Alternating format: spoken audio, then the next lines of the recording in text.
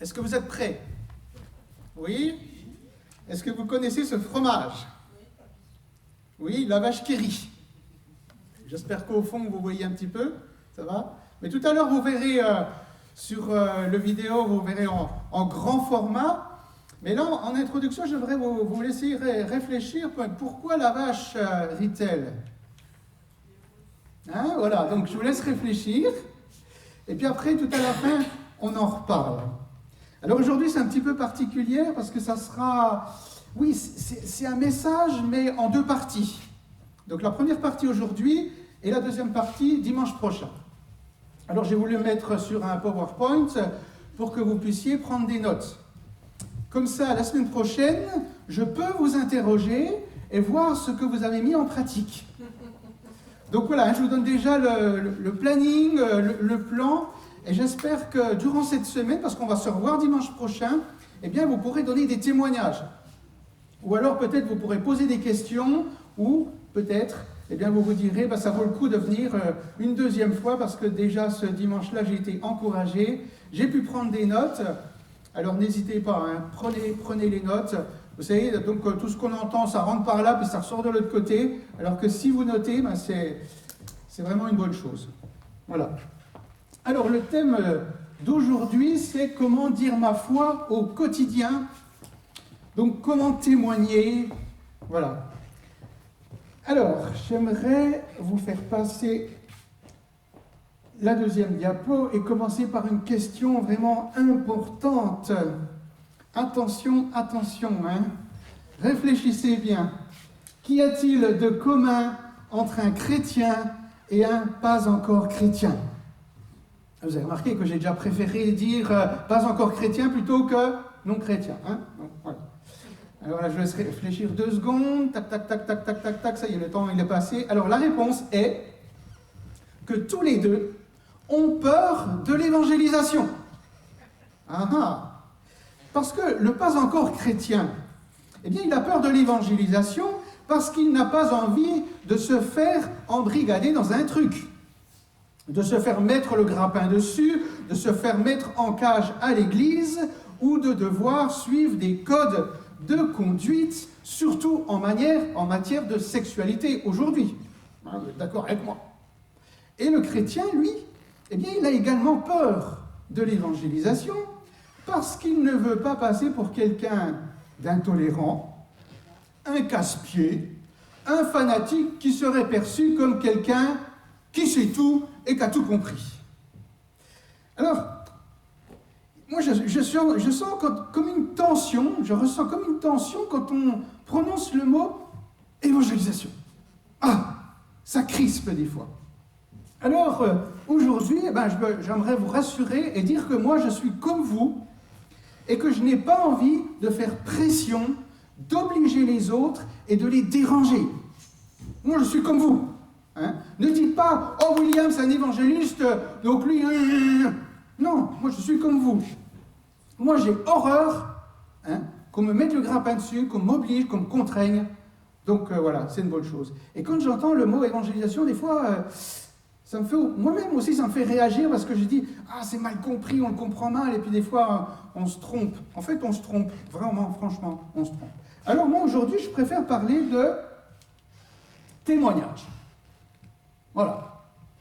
Le témoignage, alors une petite définition, en fait, c'est juste pour rattacher le témoignage à l'idée de attester. Attester. C'est-à-dire de donner des preuves de la réalité, de la vérité ou de la véracité d'une chose. Oh, c'est compliqué, William, ce que tu nous dis là. Alors, je vous explique, attendez, je vous explique. Eh bien, simplement, je témoigne, tu témoignes de ce que tu as vu et entendu. Ça va? Vous validez ça? Oui, on valide. Je ne suis pas en train de défendre une cause. Je dis juste ce que j'ai entendu, ce que j'ai compris, ce que j'ai vécu, ce que j'ai expérimenté. C'est ma responsabilité de partager. Il est de votre responsabilité de partager, de témoigner. Et ce n'est pas mon rôle dans le cadre de la foi, eh bien de défendre Dieu, de défendre ce qu'il a fait ou ce qu'il n'a pas fait. Et si je prends un exemple qui est d'actualité aujourd'hui, si on vous dit, mais pourquoi le mal et la souffrance, pourquoi cette maladie, pourquoi ce virus? Eh bien, tu peux très bien répondre, écoute, j'en souffre aussi. Par contre, il y a des pistes dans la façon dont j'ai géré le problème. C'est tout. Tu t'arrêtes là. Et après, si cela suscite une réaction dans le cœur de la personne, alors tu y vas, puisqu'on t'a ouvert la porte. Mais il est important de dire que moi aussi, je vis des choses. Moi aussi, au quotidien, eh bien, je suis chamboulé par différents problèmes, mais j'ai trouvé des pistes.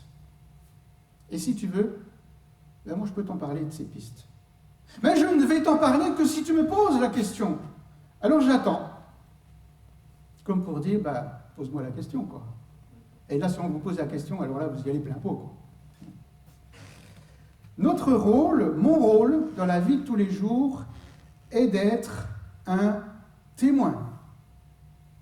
Simplement un témoin. Cool, quoi. Sans pression. Être un témoin. Alors, le témoignage possède deux niveaux. Premier niveau, une expérience personnelle. Votre expérience, ton expérience, mon expérience. C'est-à-dire la réalité de Dieu dans ma vie. J'ai vécu des choses avec Dieu et je veux t'en parler. Je veux partager tout simplement cela. Et le deuxième niveau, eh bien, c'est une argumentation basée sur des faits historiques. Jésus a vraiment existé. Il a vraiment parlé, il a vraiment agi comme personne. Vraiment, il est mort, il est ressuscité, même si cela paraît incroyable. Alors, pour rester très, très pratique, très concret, dans ce témoignage, eh bien, je reste dans la proposition et dans l'information. Je prends un exemple qui me concerne de très près. Je suis l'aîné d'une famille de 6 enfants et la vie de ma sœur Sandra a complètement changé au mois d'avril 2019. Je peux vous assurer que quand vous l'avez au téléphone, ça te rebooste, mais pour 1 mois, pour 6 mois. Ah. Son témoignage, eh bien, se résume en une phrase. Avant, j'étais vide. Et maintenant, je suis rempli. Je suis rempli. Alors, vous savez, quand Sandra, elle témoigne, eh bien, comme c'est écrit, là, comme vous le voyez sur la vidéo, eh bien, elle parle de son vécu. Elle parle de son histoire. Elle parle du meilleur, mais elle parle aussi du pire. Et si elle était là aujourd'hui, je peux vous assurer que, eh bien, son vécu vous toucherait. Son histoire vous parlerait. Parce que probablement que tu dirais, ben oui, effectivement, moi aussi, dans son histoire, dans son vécu, eh bien, moi aussi, je m'y retrouve. Et nos histoires, eh bien, à un moment donné, elles se croisent aussi. Et deuxièmement, eh bien, quand Sandra, elle témoigne, et quand toi aussi tu témoignes de la même manière, eh bien, elle affirme des choses. Elle affirme des choses comme toi et moi, à savoir, Dieu m'aime. Dieu m'aime. Il vient à moi en Jésus, m'aimant véritablement sans tirer les ficelles de la relation. Il t'aime, comme ça, énormément. Voilà. Il ne cherche pas à... mais il t'aime, tout simplement. Et il t'accueille. Jésus, Dieu fait homme, a payé la dette de mon péché en mourant à la croix. Alors c'est vrai que nous le savons tous ici ce matin. Alors quand on le dit comme ça, C'est très carré, mais ça peut aussi être très pratique. Parce que quand tu l'expliques à quelqu'un, quand tu le donnes dans le cadre de ton témoignage, eh bien ça prend forme, ça prend vie. Et je peux vous assurer que quand vous avez Sandra, quand j'ai ma sœur au téléphone, et le jour où elle a dit « mais il faut que je vous téléphone absolument », l'Esprit du Seigneur me presse à confesser, à dire quelque chose. Et là, pendant quelques secondes, elle ne parlait plus. Alors nous, on attendait. Oui, mais si je vous dis, vous n'allez plus m'aimer. Waouh! Incroyable, hein? Comment on pourrait ne plus t'aimer? Ben oui, parce que ce que j'ai à dire, ce que j'ai à sortir de moi-même, à confesser, eh bien, c'est vraiment terrible, quoi. Et il faut que je le dise. Alors, elle nous a dit des choses. Elle nous a dit des choses, elle avait envie de se décharger complètement. Et je peux vous assurer que quand là on voit qu'il est écrit que Jésus a payé la dette de mon péché, mais ce qu'elle a dit, elle en était pleinement convaincue. Et elle parlait de son histoire. Elle dit, effectivement, je crois de tout mon cœur que Jésus m'a pardonné. Il a pris mon sac à dos, il a pris mon péché, il a pris mes péchés, plus tout ce qu'il y avait à l'intérieur. Tout, il a tout pris. Et je le crois qu'il l'a fait pour moi. Je le crois. Et moi, je suis sûr que lorsque tu parles de ton vécu, tu es capable aussi, dans ton témoignage, eh bien, de donner des indices forts, des affirmations. Tout quand tu témoignes, eh bien, tu affirmes des choses. Et sache que quand tu affirmes ces choses, Dieu m'aime, Jésus est venu me rencontrer, etc., etc. Il est venu pardonner mes péchés. Eh bien, ça porte dans les cœurs. Des fois, on croit qu'aujourd'hui, en donnant ces affirmations, on va bassiner les gens. Non. Non. Ces affirmations, elles touchent les cœurs, mais à la condition que ces affirmations, elles soient proposées, elles soient lancées dans le cadre d'une histoire, dans le cadre d'un vécu. Et je peux vous assurer que ça produit son effet. Et Jésus, eh bien, m'offre une relation avec Dieu, par la prière, par la Bible et par l'Église. Et moi, je me réjouis, eh bien, vous savez, quand Sandra, elle nous dit, la première chose que je fais quand je me lève le matin, eh bien, je prie. Et je lis mon petit verset, mes petits versets. Et je ne veux pas poser le pied sur la terre avant d'avoir reçu quelque chose de la part du Seigneur, avant d'avoir communiqué avec lui, avant d'avoir être rentré dans cette relation pleine et entière avec lui dès le matin. Et la Bible, des fois, elle nous dit, mais je passe 3 heures à la lire, à la dévorer. Franchement, c'est pas beau ça? C'est pas beau. Alors des fois, on se dit, mais ça c'est que, oui, mais c'est que pour les nouveaux. C'est pour ceux qui viennent de connaître Jésus. Voilà, t'as la flamme. T'as pas encore la flemme. Comment ça? Moi, j'espère qu'aujourd'hui, je prie dans ce sens, que vous n'ayez pas la flemme, quoi, mais que vous ayez toujours cette flamme du témoignage en vous. Jésus est là, il est en vous. Et Jésus veut parler aujourd'hui. Jésus veut proposer votre témoignage, votre histoire, ce qu'il a fait dans votre vie aux autres, à tous ceux qui sont autour de vous. En fait, il faut simplement se laisser faire par lui et se laisser conduire et se dire, oui, effectivement, eh bien, ma vie, elle a trouvé un sens. Le sens de ma vie est de servir Dieu aujourd'hui. Et c'est ce qu'elle dit, Sandra. Ma vie aujourd'hui, le sens de ma vie, la direction de ma vie, eh bien, c'est là, c'est dans cette direction-là, c'est Jésus. Le servir, le reconnaître qu'il m'a donné des capacités, des talents, et dans le cadre de l'Église, et ça c'est vraiment extraordinaire, puisqu'elle s'est jointe à une Église, elle vit dans l'Église, et vous savez ce qui va se passer au mois d'avril ? Ah, merci Christophe. Voilà, Christophe, il n'a pas la flemme, mais il a la flamme, là, il est connecté. Effectivement. Alors nous, quand on va aller dans l'Est, plusieurs semaines, là, au mois d'avril, waouh, moi je me prépare déjà, hein, parce que ça va être costaud. Alors pourquoi je dis que ça va être costaud ? Parce que Sandra, elle témoigne dans ma famille. Moi, j'ai déjà témoigné dans ma famille, j'ai fait ma part. Bon, ils ont déjà vu, hein ? Eh oui, hein. Mais elle revient de très très loin. En fait, elle suivait le chemin de ma mère, donc un chemin de mort, de cachets, d'alcool, de dépendance, de problèmes de santé, de psychiatriques, etc., etc. Donc tout le monde la voyait 2 mètres sous terre. Il n'y avait pas de solution pour elle. Et au mois d'avril, waouh, le Seigneur a touché son cœur. Et elle est un témoignage fort. Et en ce moment, dans notre famille, par son témoignage, simplement par son témoignage, eh bien, ça provoque une onde de choc. Tout le monde est là et lui dit, Sandra, mais quelle tête tu as? Qu'est-ce qui s'est passé? Tu as une tête de joie, tu as une tête de paix. Explique-nous. En fait, elle resplendit tellement qu'elle n'a même pas besoin de dire oh, écoutez les gars, les filles, je vais vous parler, je vais vous convaincre, je vais vous convertir. Non, non, non, non, non. Elle vit tellement, elle vit tellement cette relation avec le Seigneur, eh bien que ce sont les autres qui lui posent la question. Ouais. Alors elle explique, et puis elle expliquera encore plus au mois d'avril, et vraiment prions pour son témoignage. Chaque témoignage est unique. Chaque témoignage est une invitation. Alors voici l'invitation.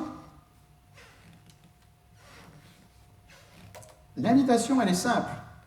C'est voyez par vous-même. Voilà. Là, t'oblige pas. Viens et vois. Vois par toi-même. Et oh, t'es assez grand, hein? T'es assez grand pour voir, t'es assez grand pour chercher, pour décider, etc., etc. Alors là, j'ai pris un exemple. Alors je vous rassure, je n'ai pas de problème avec les musulmans. Mais c'est juste qu'ils vont construire une mosquée sur le terrain qui est à côté de mon église à Cambrai. Et quand je dis à côté, c'est à 2-3 mètres. Hein. Donc là, les plans sont en cours, la construction, elle va se faire. Donc voilà. Mais je n'ai pas de problème avec les musulmans. Mais j'ai pris cet exemple. Il est écrit dans le Coran, sourate 4, verset 171, « Le Messie Jésus, fils de Marie, n'est qu'un messager d'Allah. Allah n'est qu'un Dieu unique. Il est trop glorieux pour avoir un enfant. » Il est écrit dans la Bible, Jean 14, verset 6, Jésus dit « Je suis le chemin, la vérité et la vie. Personne ne vient au Père sans passer par moi. » J'ai prié Allah, Jésus est venu. Alors ça, c'est le témoignage de Jamel, qui a découvert par lui-même la personne de Jésus dans les évangiles. Vous savez, quand les gens vous disent que toutes les religions se valent et que c'est seulement une question de point de vue, tu vas dire quoi et tu vas faire quoi? Bah, tu téléphones à Olaf. Olaf, je fais quoi? Je dis quoi? Non. Olaf n'est pas là ce matin. Voilà, je ne dis pas que c'est une bonne chose. Hein. Voilà, donc Imke, elle est là pour le représenter. Olaf n'est pas là, mais Olaf, voilà, il n'est pas indispensable. Et si on est là ce matin ensemble, c'est pour y réfléchir et pour se dire que, eh bien, nous sommes tous capables de proposer quelque chose et dire à ces personnes, eh bien c'est simple, moi je t'invite. Je t'invite à chercher et à voir par toi-même. Explore les religions, essaie de les comprendre, ne te contente pas de l'humanisme ambiant qui essaie de mélanger les religions comme pour mieux faire passer le tout ou la pilule si tu veux. Va toi-même à la recherche des textes sources, réfléchis-y avec un esprit critique, et j'insiste, avec un esprit critique, et vois par toi-même si tu peux dire que tout se vaut. Là, tu n'imposes rien, tu proposes. Mais tu proposes quoi? Tu proposes une chasse au trésor. Tu proposes à la personne d'aller chercher par elle-même et de réfléchir, parce que tout le monde a un cerveau, tout le monde est capable de réfléchir, et tout le monde est capable de se dire, ah oui, effectivement, sur ma table de nuit, j'ai le Coran, et sur ma table de nuit, j'ai aussi la Bible. Ah, qui dit vrai? Le mieux, c'est de chercher par soi-même et d'y trouver la réponse. Donc, c'est à vous de juger. C'est à toi de juger. Alors quand je vous dis ça, ce matin, là maintenant, c'est ce que tu vas dire à l'autre. Là, on est en train de dialoguer, pas uniquement ensemble, mais on dialogue aussi avec ceux qui sont autour de nous. Donc c'est à toi de juger, c'est à toi de mener l'enquête. Alors voici ce que je vous propose. L'enquête. L'enquête, voyez par vous-même. Vous avez le titre sur le vidéo. Eh bien, c'est le titre de la brochure, et je vous la montre, pour vous prouver qu'elle existe, cette brochure. Voilà, c'est pas très grand, c'est hyper fin, une petite vingtaine de pages. Voilà, ça existe. Alors peut-être que cette brochure, eh bien, vous la connaissez. Cette brochure, elle est proposée par Rebecca Piper, vous avez le nom. Donc c'est disponible, et puis vous avez même le prix, je ne l'ai pas enlevé, 7 €, donc c'est cool, quoi, c'est pas cher, c'est cool. Alors cette brochure, eh bien, elle propose d'aller voir soi-même dans les textes sources, dans les extraits des évangiles qui sont fournis dans la brochure, et c'est là que c'est intéressant, eh bien, tout simplement l'histoire de Jésus, mais d'une manière ouverte, qui fait réfléchir.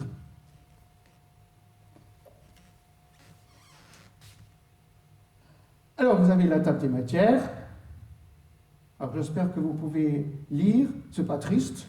La table des matières, c'est pas triste quand même. Oui, entassés comme des sardines. Ouais, c'est cool ça. Non, Oh, c'est cool. C'est quand même cool, quoi. Comme la chanson. Oui, devine qui vient dîner. Tu peux rentrer chez toi. Chacun est quelqu'un pour Jésus. Tout espoir est-il perdu, etc., etc. C'est vraiment cool. Alors, qu'est-ce que vous voyez sur cette image? Eh bien, vous voyez quoi? Des gants, un crayon, un bloc-notes, et puis une petite intro. Qu'est-ce que vous voyez là sur cette image? Non, mais franchement, elle est super, cette brochure. Vous voyez une natte. Ah, il y a plein d'indices. Dans cette brochure, il y a des indices. Au fur et à mesure, il y a des indices. Il y a des questions. Ah, là c'est vraiment intéressant, là c'est très complet. Vous avez le texte biblique qui est proposé à droite. En fait, le texte biblique est proposé puisque c'est la lecture qui est encouragée. Vous avez plein de questions et derrière ce texte biblique, c'est un petit peu caché. Eh bien, pardon, c'est un petit peu caché, mais vous avez cette fameuse question, en quoi cela me concerne-t-il ? En fait, ces petites études, elles ont pour but de faire réfléchir et que la personne se dise, mais en quoi ça me concerne? Qu'est-ce que ça va changer à ma vie, à mon histoire? Et chacun réfléchit. Alors, moi je vous encourage, en tout cas, à connaître cette brochure. Déjà, à la connaître vous-même, et pourquoi pas la faire connaître autour de vous. Parce que c'est vraiment sympa, c'est accessible. Alors, je sais qu'aujourd'hui, on est inondé de brochures, de moyens sympas pour faire connaître les évangiles, le texte source, pour que les gens puissent y réfléchir et décider par eux-mêmes.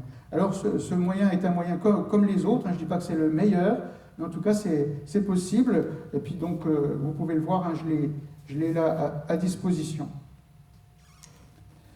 Alors, aujourd'hui, ce qu'il est important de comprendre, c'est qu'il y a un vrai besoin d'informer sur ce qu'est la foi chrétienne. Avec cette petite question qui peut nous servir, qui peut être redite dans nos conversations de droite et de gauche. Si Jésus est vraiment Jésus, ne vaut-il pas la peine de se renseigner sur lui? Paf! C'est tout. Ce n'est qu'une proposition, c'est une information, c'est une question, c'est... Voilà, tu balances. Alors tu balances, tu lances, tu lances le frisbee, et puis voilà quoi, Puis tu verras bien ce qui se passe. Tu verras bien s'il y a du retour, tu verras bien s'il y a une réaction. Ah oui, pourquoi tu dirais pas ça? Ah mais William, c'est trop fort, ça je peux pas dire ça à n'importe qui. Je suis d'accord. Mais dans le cadre d'une conversation, des fois, c'est tellement bien conduit que le Seigneur, il a envie de nous donner un coup de coude. Et puis de nous dire, mais alors, tu vas le dire, oui. Tu vas le dire, là, j'ai tout préparé, le plat est tellement magnifique, la conversation elle est tellement magnifique que tu peux dire cela. Mais si Jésus est vraiment Jésus, Est-ce que ça ne t'intéresse pas de te renseigner sur lui? Poum, puis tu attends la réaction. Eh bien, vous savez, aujourd'hui, il y a des personnes qui disent oui. Ben oui, moi je veux plus d'infos. Oui, je veux plus d'infos. Je veux savoir quelle est cette foi dont tu me parles. Mais la vraie foi, quoi. La foi chrétienne. La foi rattachée à des textes qui tiennent la route. La foi rattachée à un Dieu vivant, à un Sauveur, à un Jésus qui est vraiment extraordinaire et qui est capable de faire de grandes choses. La foi n'est pas une information comme les autres. Elle a une dimension personnelle et existentielle. Simplement, la foi comme vie. Quand nous proposons la foi, quand nous parlons de la foi, est-ce que nous parlons de la foi comme vie? On réfléchit là. La foi comme vie. C'est-à-dire la foi venant d'une rencontre avec le Dieu vivant. La foi venant d'une rencontre avec Jésus. Ton Jésus, mon Jésus. Allez, j'ose vous poser la question aujourd'hui. Quelle relation tu as avec Jésus? Comment ça se passe avec Jésus? Ta relation avec Jésus, elle est comment? Sur 10. Voilà, tu mets combien? 9? 1, 2. Oh non, ne me dis pas ça. Non. Mais c'est important d'y réfléchir. Quelle est ma relation? Et je crois que ça a été dit aussi dans la louange ce matin. Quelle est ma relation avec Jésus? Allez, je pousse le bouchon jusqu'à vous dire, est-ce que vous êtes amoureux de Jésus? On réfléchit, On réfléchit ensemble. C'est possible d'avoir ce langage, mais aussi de le vivre. Tu sais, quand tu es amoureux de quelqu'un, waouh, mais tu es prêt à faire beaucoup de choses. Tu es prêt à vivre beaucoup de choses, à dire beaucoup de choses. Et tu es prêt à laisser apparaître aussi beaucoup de choses dans ta vie. Et forcément, ça se voit. Ça va se voir. Ça va susciter quelque chose, des interrogations, etc. Mais pourquoi tu me dis comme ça? Oui, je sens qu'il y a la vie en toi, etc. Moi, quand le Seigneur a mis dans mon entreprise un chrétien qui n'a même pas resté une année, moi j'avais tout, matériellement j'avais tout. Et je faisais celui qui avait besoin de rien. Mais lui, matériellement, il n'avait pas grand-chose. Par contre, il avait ce que je n'avais pas. Et je me disais, mais lui, il a la vie. Il a quelque chose que je n'ai pas. Ah, mais comment il fait? Où il l'a eu ça? Où il l'a eu? Et ça m'a attiré. Rien que ça m'a attiré. Et pourtant, il ne m'a pas bassiné. Il n'a pas cherché à me presser comme un citron pour me convertir, etc. De toute façon, ça ne marche pas. Si vous aviez essayé cette manière de faire avec moi, alors là, je peux vous assurer que là, ça ne marchait pas. Et je vous aurais peut-être traité de tous les noms, pas simplement d'oiseaux, mais parce que avant d'être dans la foi, j'étais doué dans ce domaine-là. Heureusement que j'ai bien changé. Le Seigneur, il nous connaît. Et il veut qu'on soit vraiment amoureux de lui parce que j'ai fait une rencontre avec lui. Et Jésus est vraiment venu pour nous rencontrer. Et je vous donne juste cette petite image. Si une fois vous devez expliquer à quelqu'un, mais Jésus, oui, il est venu, il est là, il est l'intermédiaire entre Dieu et les hommes. Moi j'aime bien cette petite image. Deux chemins parallèles ne peuvent pas se rencontrer, vous êtes d'accord? Qui valide ça? Tout le monde valide, donc c'est mathématique. Deux chemins parallèles, deux voies parallèles ne peuvent pas se rencontrer. Donc le Seigneur ou Dieu marche sur l'un, sur le chemin, sur son chemin, sur le vrai chemin. Il marche sur le chemin. Et moi, je marche sur l'autre chemin. Donc moi, impossible que mon chemin croise celui de Dieu. Un jour ou l'autre, c'est impossible. Par contre, Jésus est venu pour être le seul chemin perpendiculaire. Celui qui va me relier au Dieu vivant. Waouh! Non mais ça paraît tout simple cette image. Mais quand vous expliquez cela, quand vous donnez cette image simplement à quelqu'un, Jésus, ça sert à quoi? Jésus pour faire quoi? La personne, elle comprend tout de suite. Seigneur marche sur l'un, moi je marche sur l'autre. Effectivement, bah oui, effectivement, j'ai besoin d'un. Moi je peux pas, mes œuvres, ça marche pas, etc. Poum, dans le trou, poum, poum, poum. Mais il n'y a que Jésus qui est le chemin perpendiculaire, qui va me relier au Dieu vivant. Effectivement, Jésus est venu pour cela. Jésus est venu pour être ce chemin perpendiculaire qui me relie au Dieu vivant et qui est capable de me proposer bien des choses. Alors, dans notre témoignage, eh bien, il s'agit d'offrir quelque chose de transformateur, au lieu de juger les autres. Transformateur. Ça va ? Est-ce que ça vous parle, quelque chose de transformateur ? Forcément, ça doit me parler ce matin, parce que moi-même, eh bien, j'ai été transformé. Et je suis toujours dans cette transformation.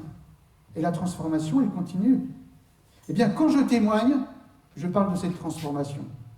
Et si je ne suis pas transformé, je ne peux rien dire.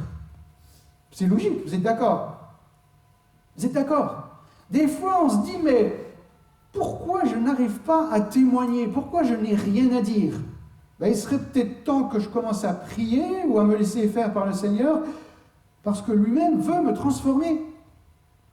Et vous savez, quand vous êtes transformé au quotidien par le Seigneur, et pas uniquement une fois par an, mais quand c'est du quotidien, quand c'est de la semaine, quand c'est du mensuel, quand c'est du régulier, la transformation elle est là, eh bien tu as quelque chose à dire.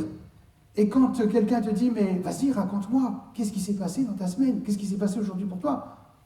Tout de suite, toi, tu lèves le doigt, tu lèves la main, tu lèves tout ton corps, tu lèves toute ta vie, parce que tu as envie de dire quelque chose. Oui, voilà ce qui s'est passé. Et pas toujours raconter le meilleur, mais aussi on peut raconter le pire aussi. Parce qu'on a beau être chrétien, on a beau être dans la foi, on vit des situations des fois difficiles. On est confronté à des problèmes difficiles. Et ne pas forcément raconter que le meilleur, mais raconter aussi le pire. Mais comment on a trouvé ces pistes pour sortir du pire ? Comment le Seigneur m'a transformé dans ce pire pour que je vive quelque chose de nouveau ? Eh bien, mon témoignage, il a vraiment besoin de proposer quelque chose de transformateur au lieu de juger les autres. Arrête de juger l'autre. Bon, je sais que c'est acquis ici, mais c'est bien d'en remettre une couche, toi. Hein, donc voilà, remets une couche, voilà, ou quelqu'un de nouveau qui peut-être vient dans l'église pour la première fois. Arrête de juger. Non mais t'as vu comme il est habillé, t'as vu comme il sent, t'as vu comme il est coiffé, t'as vu la mini-jupe, t'as vu etc., t'as vu ce qu'elle dit, t'as vu comme elle parle. Arrêtons de juger. Jacques n'a-t-il pas dit en Acte 15, verset 19, qu'il ne fallait pas créer de difficultés à ceux qui se convertissent à Dieu ? C'est pas moi qui l'ai dit. C'est Jacques. Jacques a dit. Donc, ceux qui ne sont pas encore dans la foi, ça marche aussi pour eux, moi je crois. Ne leur créons pas des difficultés. Et ne cherchons pas à les changer. Moi je ne peux pas les changer. Moi je ne peux pas. On est d'accord, hein ? De toute façon, je pense que tu as déjà essayé de changer quelqu'un. Hein ? Essaie de changer ton conjoint, tiens.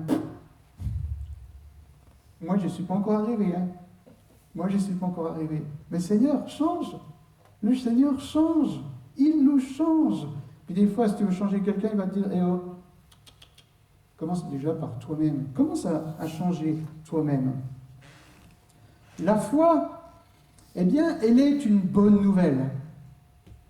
Mais je dirais, une nouvelle véritable et pas simplement, eh bien, une aide ou une béquille.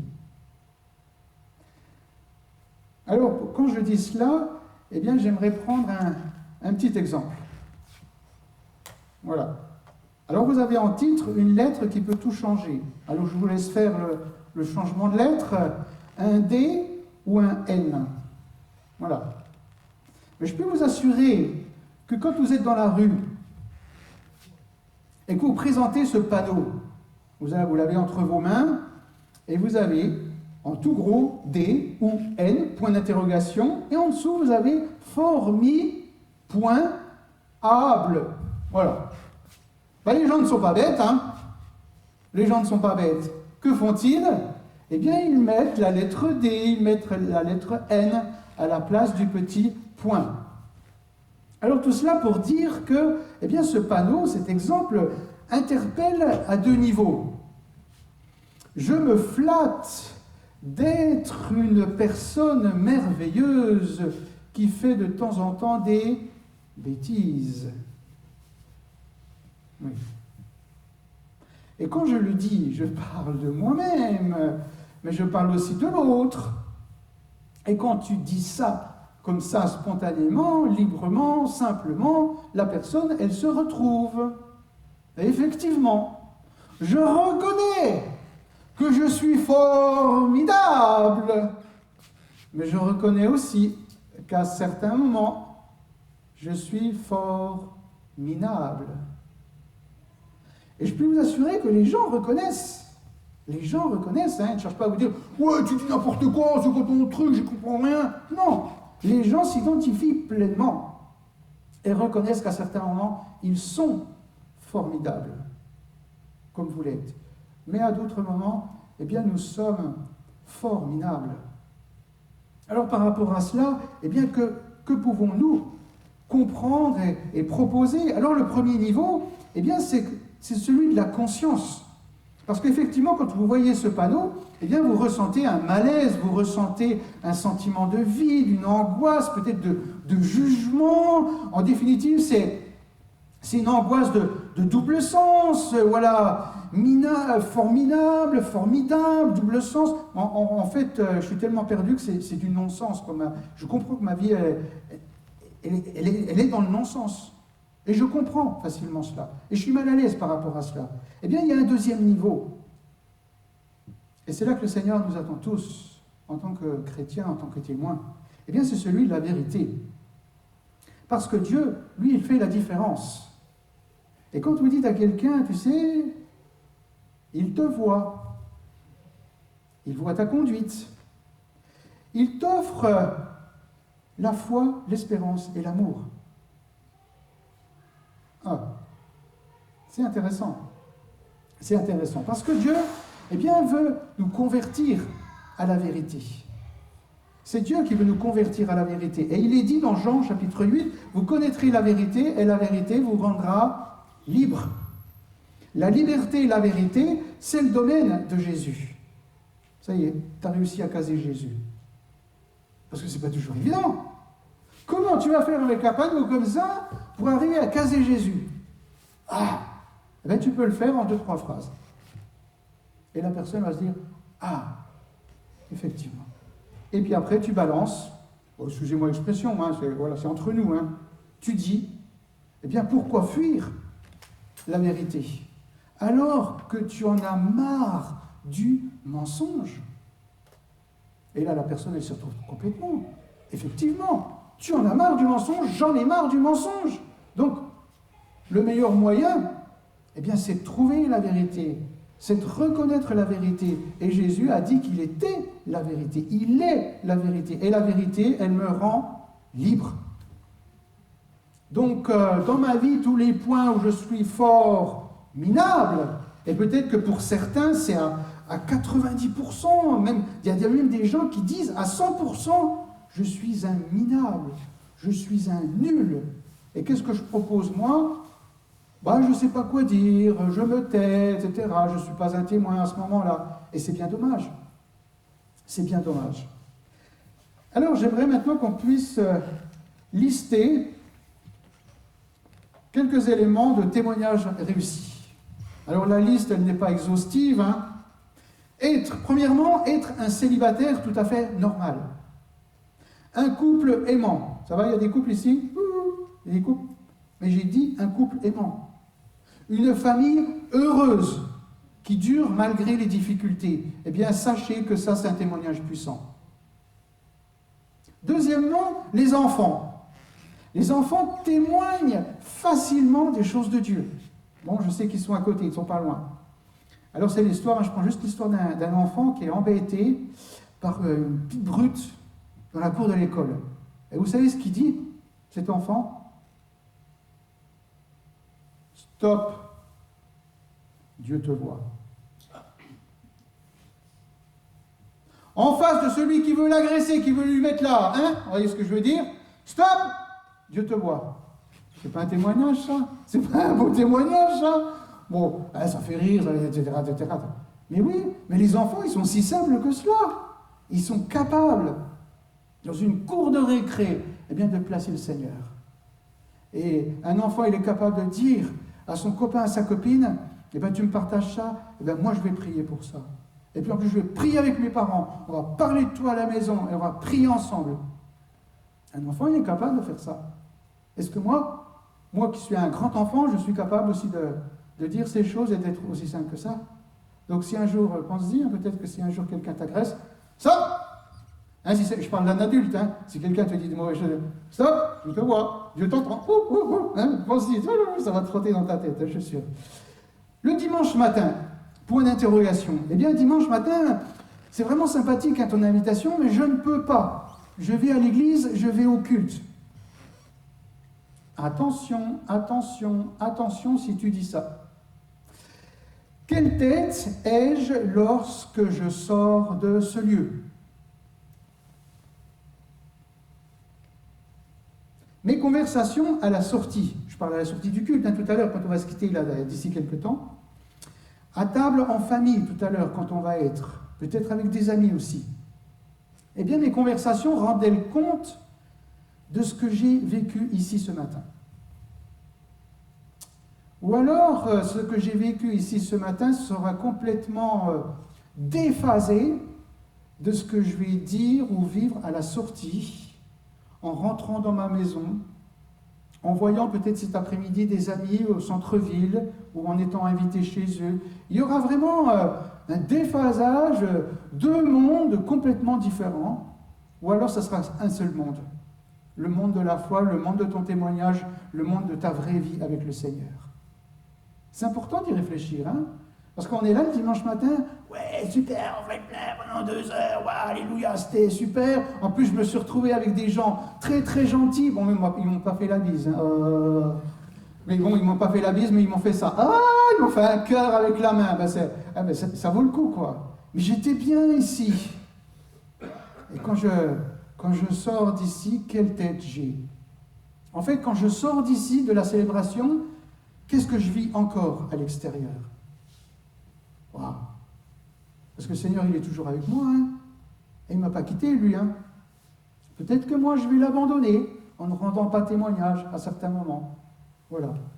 Quatrièmement, des temps de prière improvisés avec mes amis de passage à la maison. Oh non, William, moi je ne peux pas, j'ai des amis à la maison qui ne sont pas encore chrétiens, moi je ne peux pas prier pour le repas. Hein. Oh non, non, non, non. Comment ça, non? Non seulement tu peux prier, tu peux rendre grâce pour le repas, mais dans les conversations, tu vas pouvoir même prier avec eux. Alors tu ne fermes pas les yeux, tu pries courtement, mais tu peux agir à ce niveau-là. Oui, mais qu'est-ce qu'ils vont dire? Alors moi j'ai envie de te dire entre parenthèses, mais on s'en fout de ce qu'ils vont dire. Si tu le fais librement, spontanément, courtement, avec un amour, là, comme ça, mais ça passe, ça passe, ça passe. Mais il ne faut pas que les gens se sentent pris au piège. S'ils sentent que c'est normal chez toi, quand ils rentrent dans ta maison, est-ce qu'ils voient un verset biblique? Je prends juste cet exemple-là parce que c'est très parlant. Moi, quand tu rentres dans ma salle à manger, qu'est-ce que tu vois? Moi et ma maison, nous servirons l'Éternel. Ben, la personne, quand elle rentre chez toi, qu'elle voit ce verset, moi et ma maison, nous servirons l'Éternel, elle se dit, oh, il y a un truc ici.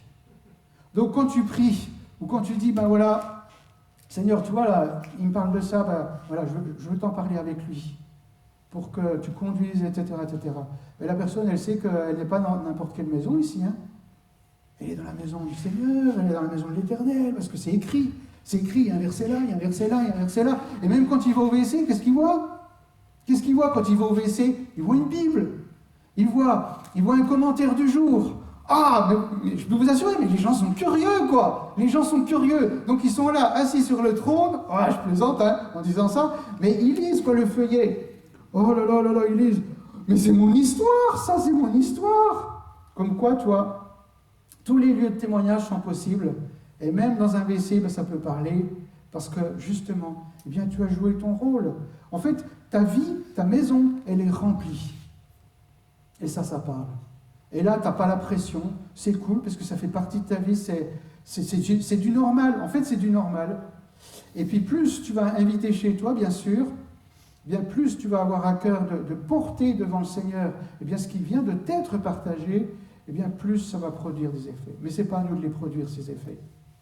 Et plus je vais le faire, plus le Seigneur va pouvoir conduire les choses dans son sens.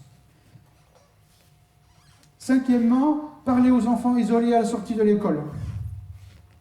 Alors je n'ai pas besoin de regarder très loin. Je n'ai pas besoin de regarder très loin. Alors si vous n'avez plus d'enfants, c'est pas un souci, hein. Il y en a d'autres à voir, à regarder, que ce soit à la sortie de l'école ou à d'autres sorties. Il y a des personnes qui se retrouvent seules, qui sont isolées. Et c'est à moi de les voir. Alors je ne suis pas là en train de prier, Seigneur, Seigneur, montre-moi, Seigneur, montre-moi, Seigneur, montre-moi pour que je sois un témoin. Non, t'arrêtes de fermer les yeux, Mais tu ouvres les yeux. En fait, tu dis, Seigneur, que mes yeux se convertissent là, en ce moment-là. Tu vois, là, je vais aller dans la rue, je vais peut-être aller à l'école ou à d'autres endroits. Je te prie vraiment pour que mes yeux se convertissent aujourd'hui, vraiment, et que je puisse voir comment, comme toi tu vois, Seigneur. Et que je puisse voir les gens qui sont isolés, peut-être dans un coin. Tiens, un cœur qui est isolé dans un coin. Si le Seigneur te dit, ah ouais, mais moi je ne peux pas. Si, tu peux. N'importe qui peut. Quand je dis n'importe qui dans la foi, nous sommes tous capables de voir et d'aller. Et des fois, il n'y a pas besoin de prier sans s'étendre. Hein.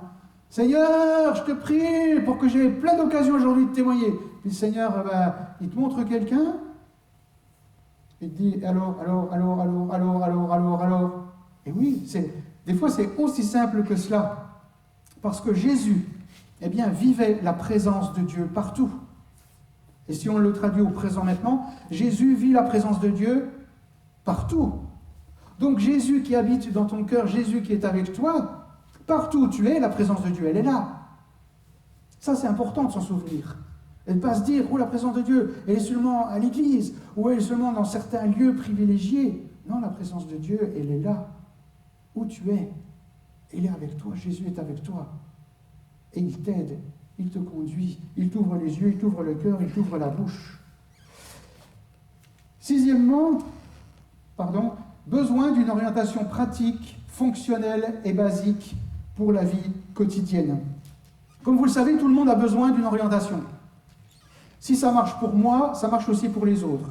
Alors que dois-je dire dans cette conversation? Comment réagir face à cette situation? Vous savez, quand on se retrouve au pied du mur, avec par exemple l'arrivée d'un bébé handicapé, gardé, malgré des pressions, quand on se retrouve dans une maladie grave, un changement de travail ou un licenciement, ou le refus d'entrer dans des combines malhonnêtes, je fais quoi?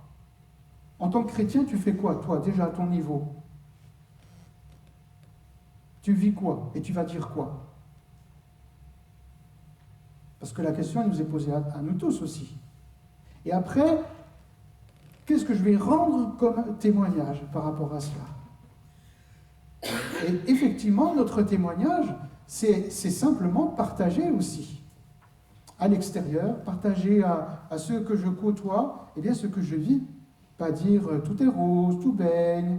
Ça, c'est faux, c'est archi faux. Mais dire ce que tu vis en ce moment. Là, voilà, on t'a licencié, ou là, il y a un truc, on veut t'obliger à faire quelque chose de malhonnête. Partage-le autour de toi, rends témoignage de cela. Et comment tu as réagi, qu'est-ce que tu as fait? Tu as demandé conseil à qui? Tu as géré le problème comment? Tu t'en es sorti comment? Parce que ça intéresse aujourd'hui. Septièmement, et on va toujours dans ce sens, si quelqu'un d'entre vous manque de sagesse, qu'il la demande à Dieu, qui donne à tous simplement et sans reproche, et elle lui sera donnée. Des fois, le problème, il est plus présent chez nous que chez les autres. Alors, je m'explique. Effectivement, il nous faut toute la sagesse biblique pour gérer notre quotidien, notre vie de tous les jours. Que ça soit nos peurs, impatience, amertume, manque de maîtrise, jalousie, solitude, manque d'amour, mensonge, rejet, soucis, disputes. On est d'accord qu'il nous faut aller puiser dans la sagesse biblique pour trouver des pistes, des solutions. Vous êtes d'accord? Oui. Donc, si Dieu me donne à moi, est-ce qu'il ne veut pas aussi donner et puis permettre que je rende aussi témoignage aux autres de cela? Je prends juste un petit exemple. Il y a quelque temps, je m'étais retrouvé à l'hôpital pour une opération.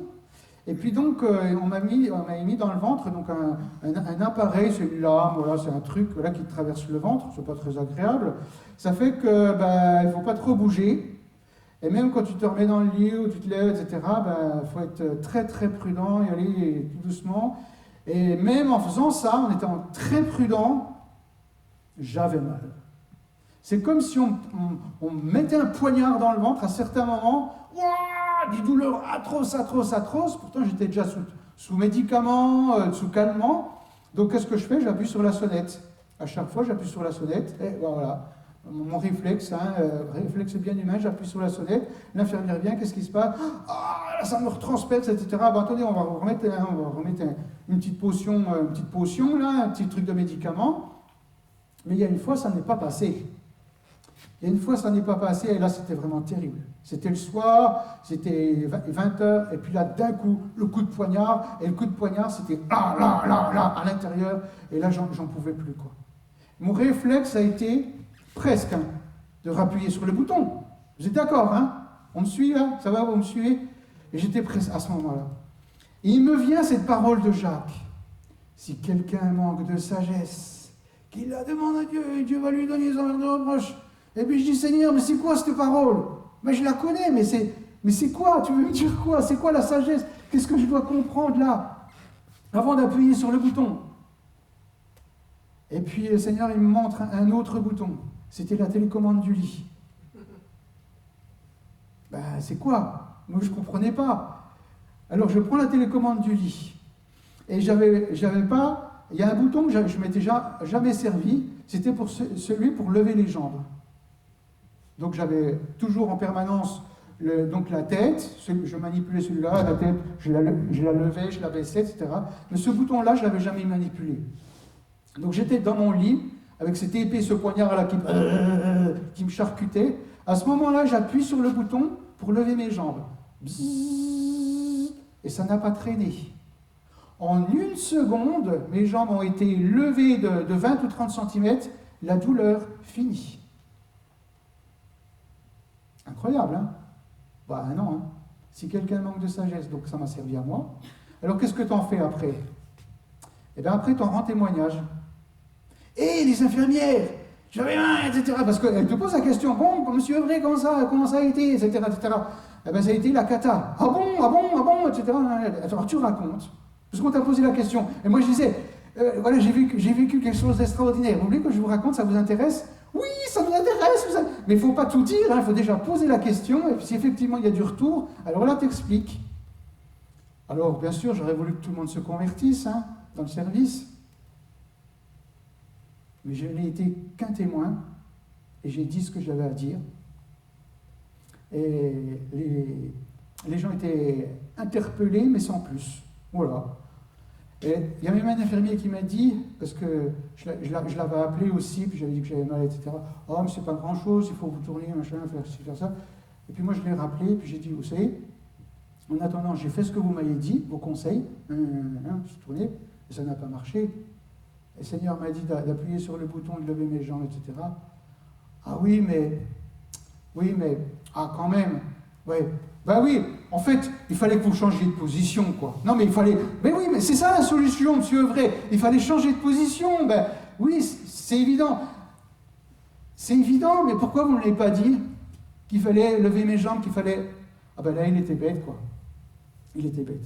En fait, ce moment à l'hôpital a été une super occasion de parler, non pas avec les infirmières, etc., mais avec le chirurgien qui m'avait opéré.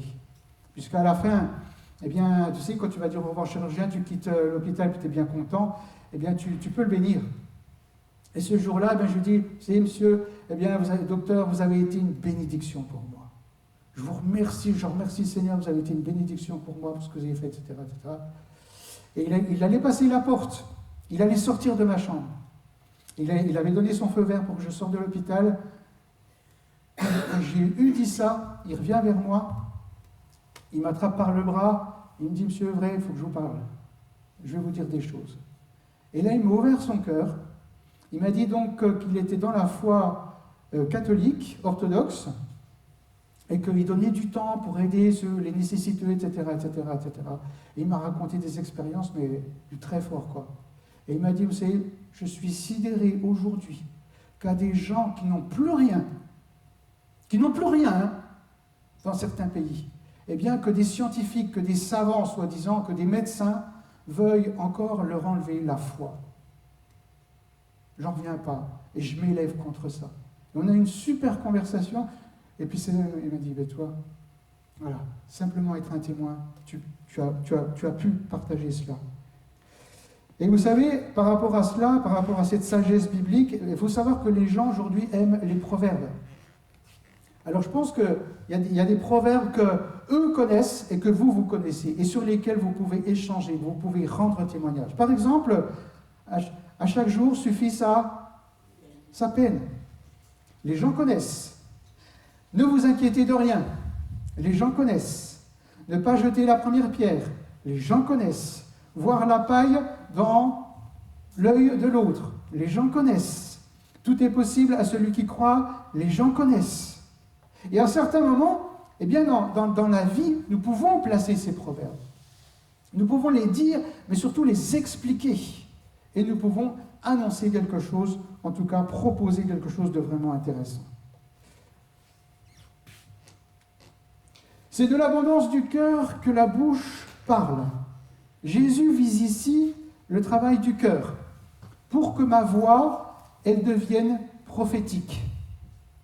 Intéressant. Jésus vise notre cœur pour que notre voix elle devienne prophétique. Et la voix prophétique, eh bien, c'est la piste d'atterrissage de Dieu. Dieu veut investir ma voix, et s'il peut, et s'il veut investir ma voix, eh bien alors il peut et il veut guérir, il veut sauver encore aujourd'hui. Et est-ce qu'il y a quelqu'un qui dit Amen? Est-ce qu'il y a quelqu'un qui dit Amen? Oui. Alors, ça serait trop long ce matin de vous donner des exemples par rapport à cela, mais je pourrais le faire. Dans ce sens que notre voix, elle est appelée à être prophétique. Quand on parle à quelqu'un, on peut parler dans la voix du Seigneur. Mais bien sûr, la condition, c'est d'être rempli dans le cœur. Et si tu es rempli dans le cœur, alors ta voix, elle peut devenir prophétique. Tu peux dire des choses à des personnes qui vont être scotchées. Tu ne les connais peut-être même pas. Tu ne connais pas leur histoire, tu ne connais pas leur situation, et tu leur dis ça. Et la personne elle te dit « Waouh, je veux en savoir plus, ça m'intéresse. » Neuvièmement, le bien est plus contagieux que le mal qui est pour. Bon, il y a beaucoup de réactions ici, merci. Mais oui, être divorcé ou homosexuel, ça ne s'attrape pas comme une grippe. Il est dit dans la parole, faisons du bien à tout le monde. Et si la bonté dont je pouvais par le Saint-Esprit, eh bien faire preuve, eh bien si cette bonté, elle amenait d'autres à changer de vie. Alors je sais que, être bon aujourd'hui, vous allez me dire, mais moi je le suis. Mais à force des fois d'être bon, eh bien on se décourage parce qu'on passe pour un, voilà, je ne l'ai pas dit, hein. Donc, mais c'est important d'être bon et de pratiquer le bien. Parce que ça fait aussi partie du témoignage. Nous pouvons tous. Dixièmement, ayez au milieu des païens une bonne conduite. Alors là, Pierre, pour bien comprendre ce qu'il explique, il faut lire le chapitre 2, chapitre 3, parce qu'il parle de relations avec les autorités. Dernièrement, nous avons invité notre maire à boire le café à la maison. Et avant de se quitter, j'ai dit à Monsieur le maire, quels sont vos sujets de prière pour la ville? Quoi, William, t'as osé faire ça? T'as osé dire ça? Mais pourquoi je ne le ferais pas? Pourquoi je ne le dirais pas? Nous sommes appelés à prier pour les autorités. En plus, on lui dit avec Christine, hein, nous prions pour vous, etc., etc. Mais quels sont vos sujets de prière, quoi? Ben, si c'est dit normalement, simplement proposé comme ça, ben, je dis,